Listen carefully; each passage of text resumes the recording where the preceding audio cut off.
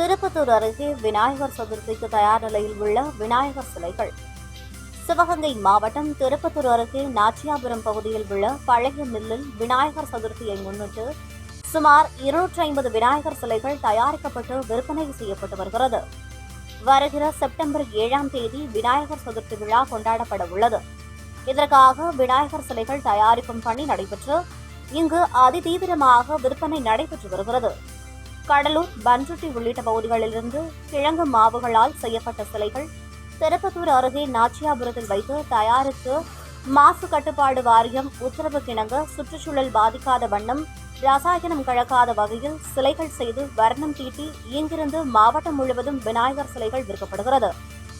இதுவரை 170க்கும் மேற்பட்ட சிலைகள் விற்கப்பட்டுள்ளன. 3 அடி முதல் 10 அடி உயரமுள்ள விநாயகர் சிலைகள் விற்பனைக்கு உள்ளது. அதிகபட்சமாக ரூபாய் 15,000 வரை விற்பனை செய்யப்படுகிறது. தண்ணீரில் போட்டதும் எளிதாக கரையக்கூடிய அளவில் இந்த சிலைகள் செய்து விற்பனைக்கு வைக்கப்பட்டுள்ளதாக இந்து முன்னணி சிவகங்கை மாவட்ட பொதுச் செயலாளர் அக்னிபாலா தெரிவித்தார்.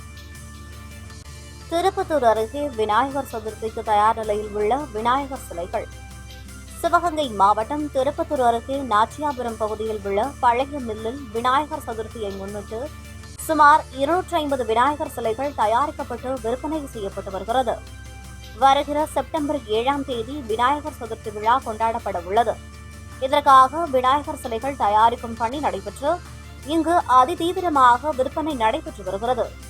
கடலூர், பன்ருட்டி உள்ளிட்ட பகுதிகளிலிருந்து கிழங்கு மாவுகளால் செய்யப்பட்ட சிலைகள் திருப்பத்தூர் அருகே நாச்சியாபுரத்தில் வைத்து தயாரித்து மாசு கட்டுப்பாடு வாரியம் உத்தரவுக்கிணங்க சுற்றுச்சூழல் பாதிக்காத வண்ணம் ரசாயனம் கலக்காத வகையில் சிலைகள் செய்து வர்ணம் தீட்டி இங்கிருந்து மாவட்டம் முழுவதும் விநாயகர் சிலைகள் விற்கப்படுகிறது.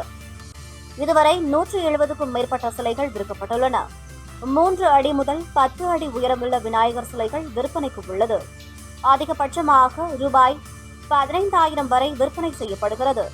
தண்ணீரில் போட்டதும் எளிதாக கரையக்கூடிய அளவில் இந்த சிலைகள் செய்து விற்பனைக்கு வைக்கப்பட்டுள்ளதாக இந்து முன்னணி சிவகங்கை மாவட்ட பொதுச் செயலாளர் அக்னிபாலா தெரிவித்தார்.